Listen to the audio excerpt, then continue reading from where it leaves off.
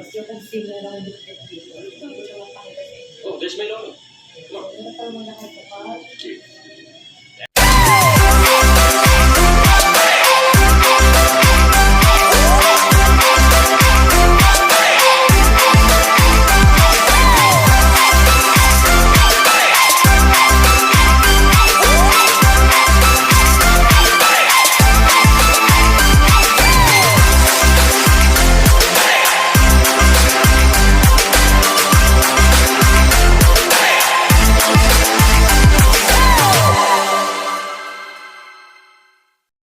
Hi guys, it's me again, Danica Lopez Channel, and welcome back to my vlog. For today's video, as you can see guys, ayan, iba yung view ko. So, nandito na naman tayo ngayon sa hospital dahil na-admit tayo for the third time. So, ayan, every 3 weeks yata ako nandito. Ano ba yan? So, ayan, ikwento ko na nga sa inyo kung bakit ba ako ulit na-admit dito sa hospital. So, tara, let's go! Pang D5 ko na dito.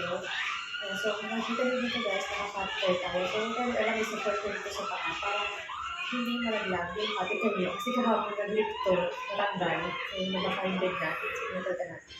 So, bakit na kami nag-lift itong catheter? Kasi, yung 3 days ko pa lang dito, nahihirapan ako umigo. So, hindi ako makaiya at sobrang sakit lang. Kasi hindi ko sinitin na ito. So, okay naman itong 5 days ko. Hindi lang normal sa akin yun. Ito sa kasi may nakita rin yung magagawa yung bladder ko. Which is cystitis. So, ang cause daw nito guys, dahil sa cause of ko last 3 weeks ago. So, dahil daw sa effect ng anesthesia, di pa nakaka-recover yung katawan ko. Kaya, simula nung after kong maras pa, yan, sumakit na yung kasi talaga dito. So, nakabili ako dito last 3 weeks ago at naglagyan ako ng catheter, pero wala siyang ganito. As in, drain lang siya. Ayan. So, as in, drain lang siya. Tapos, tinanggal din. So, after na nakaili naman ako, then yung pag-uwi sa bahay, masakit pa rin siya. Ayan. So, mga 1 week siguro, wala pang 1 week. Sumakit siya. Akala ko wala lang, kaya hayaan ko siya. So, ayun. So, sabi ko nga, kasi yung OB ko, makikita kami dapat kahapon. Check up ko dapat sa kanya, tsaka yung ultrasound kasi pinapaulit niya nga. For sure na talagang wala na. Although nung sa ultrasound ko last time, dito, is hindi nakita. Pero hindi siya gumawa nun. Kaya gusto niya maulit. Hindi nakita ulit na meron akong polyp. Tsaka meron ng adenomyosis. So, ikaw-confirm niya kung meron ba talaga or wala. Yung diagnose lang. So, dapat kahapon yun. So, hindi na siya nagawa kahapon kasi biyernes pa lang nandito na. Yan. So, hindi ko na kayo sakit ng tiyan ko kasi yung biyernes na nandito ako hindi na talaga makatulog sa sakit ng tiyan. So, pag sumakit na yung tiyan ko, sasakit yung private part ko. Ayun. Kaya, ako nang finding sa akin is UTI talaga. So, nabigyan na siya ng antibiotic. So, walang effect. Kaya, pumunta na ako dito nung Friday. Nag-AR na ako. So, ang ginawa sa ER, yung mga test, and then dinala ko dun sa isang parang OR nila. OR nila na pang-OB. So, sinilip yung private part ko na something. So, bunting naman ay wala. So, normal ang urine, normal ang CT ko. Ang pinag-normal is yung ultrasound ko, and then yung CBC ko ngayon, medyo ibaba yung urine ko. Yan, dahil daw yun sa post, dahil daw yun sa last time na nag-delete ako. Kaya daw mababa yung urine ko. So, update ko kayo guys kapag natanggal na to or kung tatanggalin ba tayo. So, medyo marami siyang naman. A few moments later. Hi guys! So ngayon magtitake tayo ng gamot. So iniwan na ng nurse kasi kaya ko naman siyang gawin. So kailangan natin dyan ng water and then ito yung gamot na ilalagay natin sa water. So i-open muna natin. By the way guys, antibiotic to. Ilalagay siya sa water kasi hindi na ako nag-IV. So tingnan niyo kung ano itsura nito pag nilagay ko siya sa water.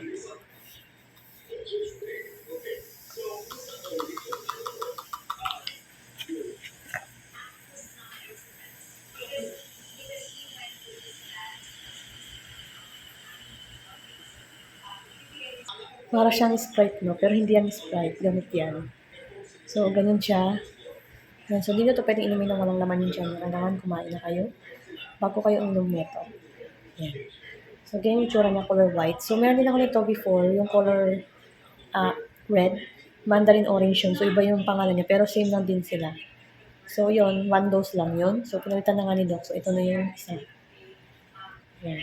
Antibiotic din to. Para sa UTI. Tsaka sa may problem sa pag-ihi. Yan.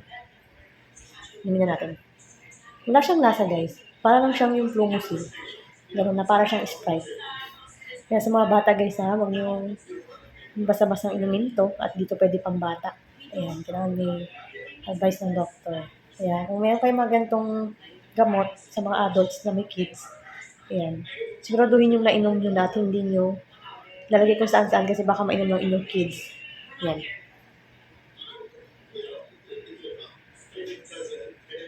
Pwede nyo siyang inumin ng dahan-dahan. Pwede nyo siyang inumin na straight.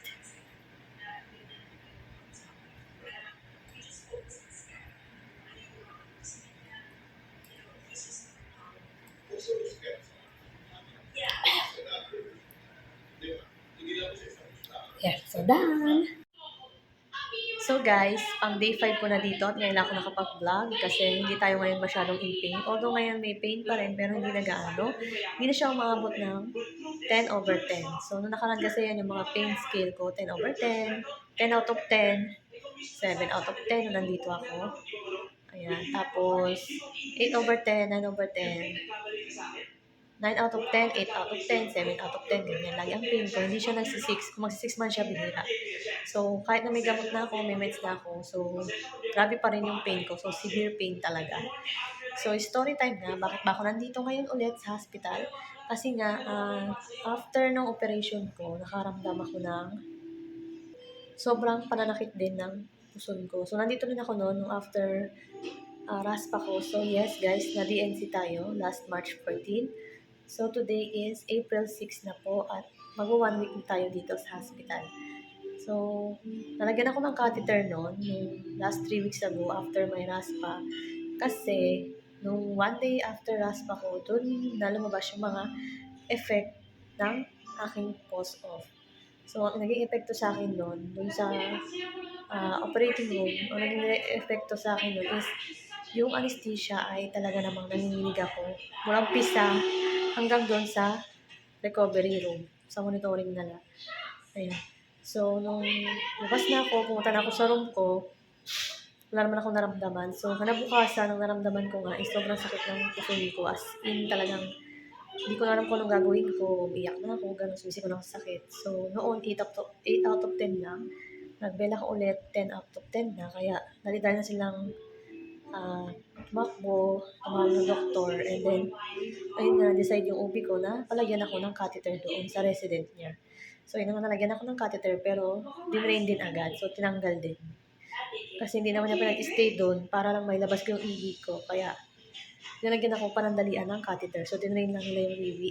And then, ito na nga, March 15, nakalabas na ako ng bahay, nakalabas na ako ng hospital. So, nakawin na tayo ng bahay. So, may nararamdaman pa rin akong discomfort. Ginabi na kami dito kasi meron pa kaming binayaran. So, naghanap kami ng pera pambayad.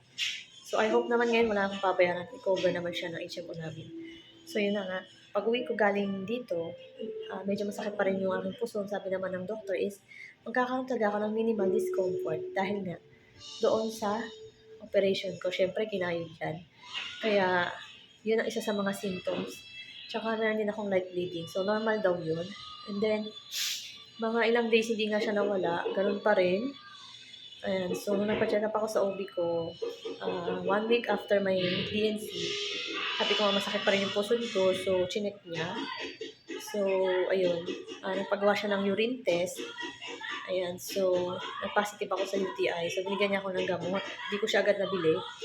Bukod pala dun sa gamot na yun, binigyan na muna ako ng gamot na para sa pain, and then, dito sa hospital binigyan na lang ako ng gamot dito para sa pain, and then, ayun, dinala ko siya pag-uwi, binili ko siya pag-uwi ko, and then yung pang bleeding, yung iron, yan, para hindi mabusan ng dugo, kasi baka may masalin na tayo ng dugo. Yan, so after nun, mga ilang days pa lang, nakalabas ako dito, siguro mga 3 to 4 days, ganyan, sumakit ulit siya. Yung puso ko kasi sakit talaga niya, pati yung private part ko masakit. So, nawala yung sa private part ko, kaya hindi ko na siya pina-check sa OB ko. Sabi ko naman is wala. So, ayun nga, hanggat sa Mabot na siya ng 1 week, ganun pa rin. So, nagbigay na nga siya ulit ng antibiotic para sa UTI. So, ininom ko siya. Medyo may kamahalan yun. Nasa 500 plus ang isa nun, guys. Ngayon ako nagkaroon ng antibiotic na nasa 500 plus ang isa. As in, lalagyan lang siya sa tubig. Ayan. Isang piraso lang siya. Iinumin mo lang siya. Isang dose lang. And then, ininom ko nga siya, guys. And after, hindi pa rin siya nawala. And then, nung mga last week, dapat magpupunta ako sa kanya. Kaso nga, ang clinic pa kasi niya is sa April 10 pa. Ang schedule ko talaga. So, ayan, minessage ko nga siya kasi sabi ko masakit pa rin. Anong gagawin? Ganyan. Binigyan niya ako ngayon ulit ng pain reliever. So, hindi siya tumatalab sa akin. So, mawala siya saglit. Tapos, after 1 hour, sasakit na naman siya.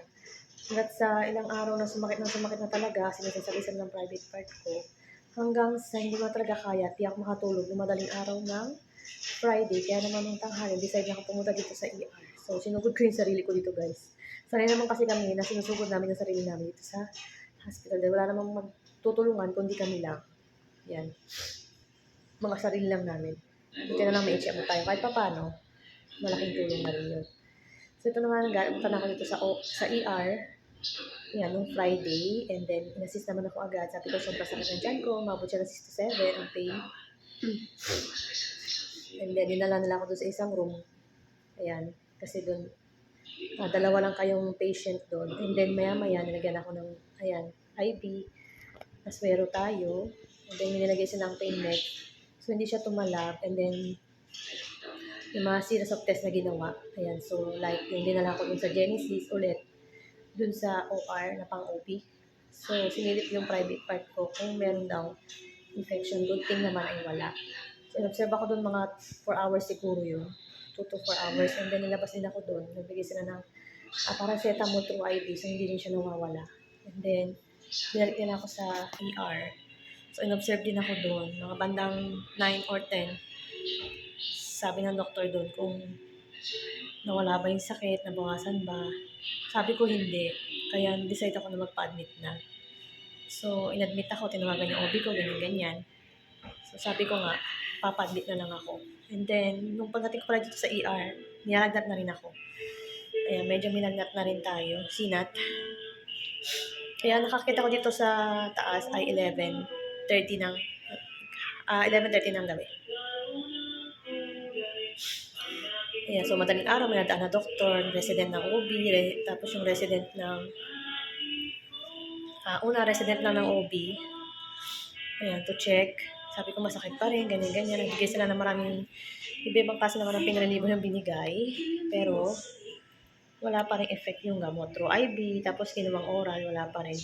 Masakit ulit. Naabot na siya ng 8 to 10, 9 to 10, 10 out of 10, ganyan. Nung 10 out of 10 na, nung 10 out of 10 na yung pain ko, nung Wednesday, na-decide na yung OB ko, at saka yung uro ko, nalagyan ako ng catheter. So, na-refer din pala ako sa urology dahil yun ang case ko din. So, unang findings kasi sa akin is UTI.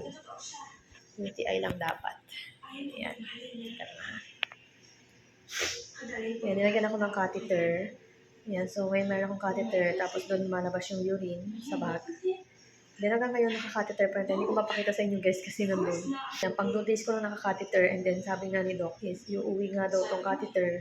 And then i-monitor for 1 week kung okay na ba yung pag-ihi ko. And then kung hindi pa, di dyan muna yan. Pero kung okay na siya after 1 week, dun sa follow-up ko, tatanggalin niya na yan. So, ayan. So, wala na nga pala tayong dextrose ngayon. So, naka-oral na lang tayo. I hope na hindi na ibalik yung IV. And then, nilagnat din pala ako nung Wednesday dito. Umabot siya ng 37.8. Hindi naman siya ng 38. 37.8 lang siya ng 37.8. Ayan, so pinunasan ako para mawala yung lagnat. Good thing naman ay nawala. Tapos, ayan, laging minamonitor ako. Tapos ngayon naka-antibiotic na ako guys, through oral. And then, may pain meds kung sakaling magkaroon ako ng pains. And then, ayun, good thing wala na tayong lagnat ngayon. And I hope makalabas na tayo siguro ito, hopefully Thursday. Sana makalabas na tayo kung wala ng pain and fever. Yun na lang kasi minamonitor dito. And then yung pag-wiwi, kung okay na, ayan. So, iuwi na tong catheter. Ayan. At tatanggalin na siya after 1 week. Yun. So, nakaka-boring dito. Ayan. Nagtititiktok na lang ako dito. Tsaka nag-upload, nag-vlog. para hindi tayo maboard. Ayan. Gusto ko nga rin palang i-shoutout yung doktor ko dito kagabi. Ayan. Pogi daw siya. Ayan, shout out dun sa doktor ko. I hope mapanood mo to. Ayan, Doc Cano, thank you so much. Hi sa iyo. Mega love shout out. And syempre, yung mga resident niya, ayan, mega love shout out sa inyo. Maraming salamat. And also dito sa mga nurses ko dito sa 9th floor, thank you so much sa inyong pag-aalaga sa akin. Kahit tawag ako ng tawag. Kasi talaga sobrang sakit talaga nung nakaraan, guys. Grabe. Ngayon lang siya medyo umukay. Kagabi hanggang ngayon, medyo umukay na siya. Yan, shoutout din para sa resident ng OB ko. Ayan, maraming salamat din sa inyo. Yan, syempre, hindi ko kakalimutan yung OB ko. Napakabait din niya. Yan, shoutout sa iyo, Doc Bermejo. Thank you so much. And then, yan, sa mga housekeeping, sa mga staff dito, ayan, sa mga guards, and lahat ng staff dito, ayan, napakabait nila. Hanggang sa admitting, ayan, thank you so much sa ER staff, sa doctor sa ER, thank you so much po. At mabilis akong nakaakyat. Sinabi kong, mapapadmit na ako, inakyat nila ako agad. Mga isang oras lang siguro. Kung nagantay, may kwarto na. Yan. Sabi ko nga, 2:30 ako dumating dito sa ER, and then 11 ako nakakyat, 11:30. Ayan. So, kasama naman dito sa room yung food, yung mga vitals, ganyan. Hindi na kasama yung mga request nyo like yung kumot, extra ganyan. Yun ang mga hindi kasama, yung oxygen, humidifier, hindi yan kasama. Ito lang, di ako nilagyan ng humidifier, ay ng oxygen. Ayan. Ayan. I hope na wala nang test na gagawin at puro meds na lang tayo. And then sa CBC pala, lately, may nakita pala ang infection. Mataas yung white blood cell ko. And then sa urine, meron ng UTI. And then check naman yung culture ko, okay naman daw. Yung urine culture, okay naman. And then kahapon ng CBC ulit. So nakita nga doon na medyo mababa yung hemoglobin ko. Ayan, baka daw yun dahil sa nag-bleed ako nung nakaraan. Kaya daw bumaba yung hemoglobin ko. Hindi naman siya sobrang baba. Medyo mababa lang.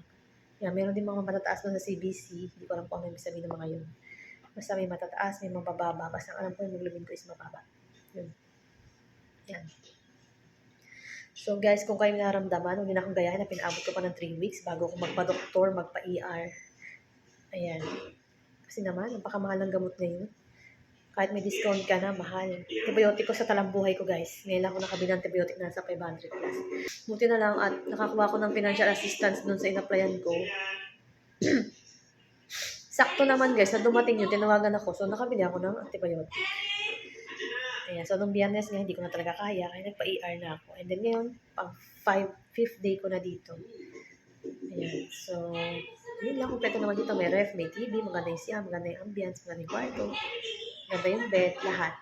Malinis, pabango. Hindi siya yung may amoy talaga na kakaibang amoy. So, ayan, thank you so much. At talaga namang inalagaan ako ng mga staff dito. Nurses, doctors. Ayan, yung mga doctors kong dalawa, yung Euro at saka yung OB. Thank you so much sa mga residents nila. Ayan, sa mga nurses dito, and lahat-lahat. Ayan, sa mga di ko na shoutout, ayan, shoutout sa inyo. I hope mapanood nyo to, ang vlogger niyong pasyente. The next day. Hi guys, good morning. So, day 6 na tayo. Ayan, pag-day 6 ko na dito.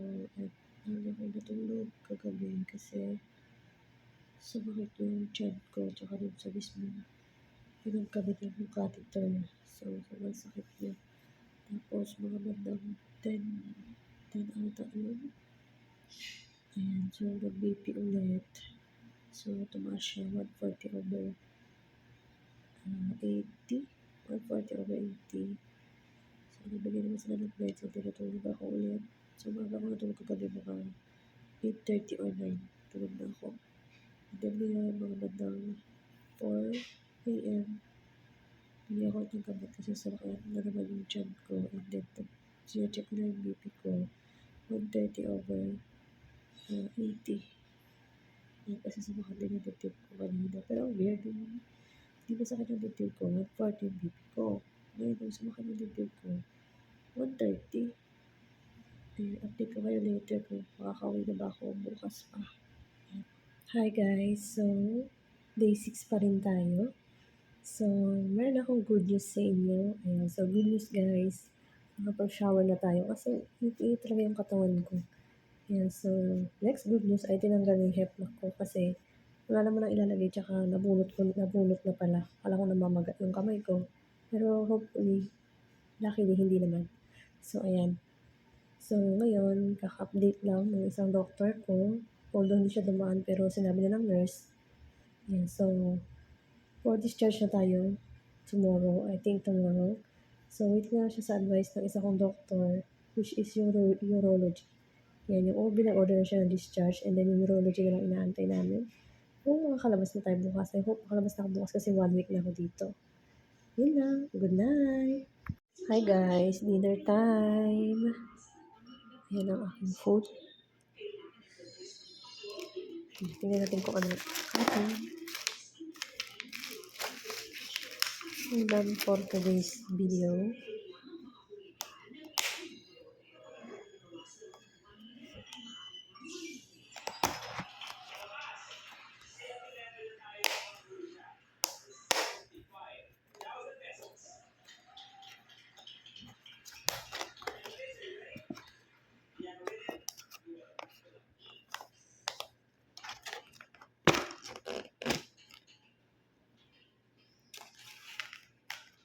Yan ang ating ulam. Yan, may prutas tayo. May kanin.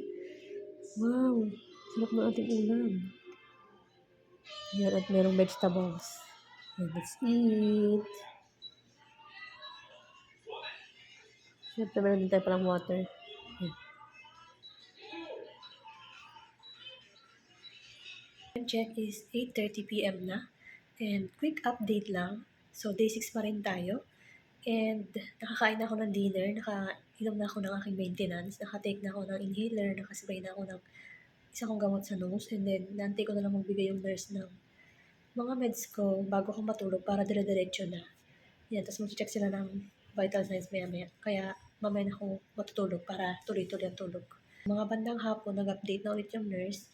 Yan, sabi ay, for discharge na talaga tayo bukas, sabi ng aking urology. Yan, so, ayan. Good thing ay discharge na tayo kasi 1 week na tayo and 8 days na tayo bukas.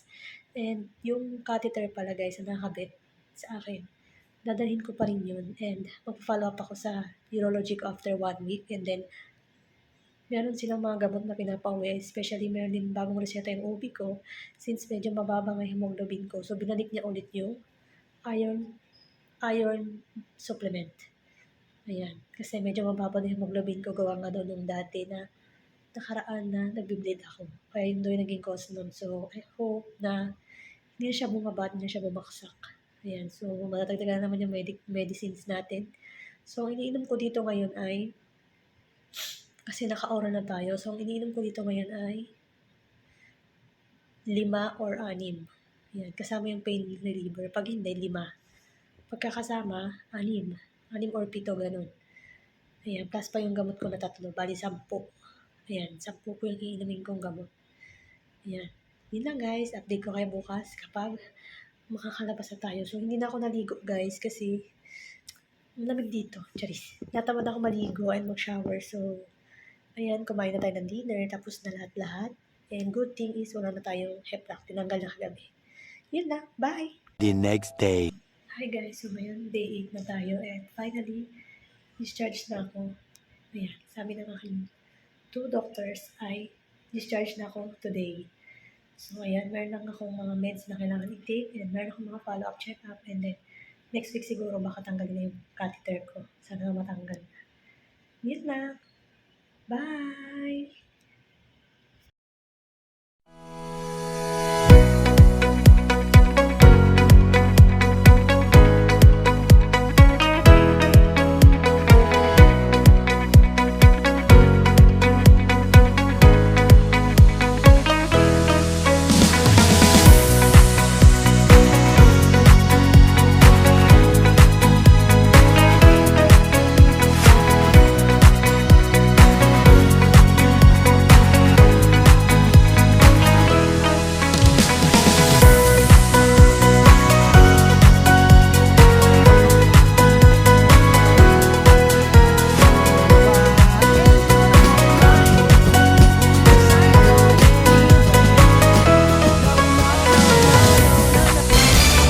Lahat ng problema kayang lampasan. Basta hawak mo ang beat.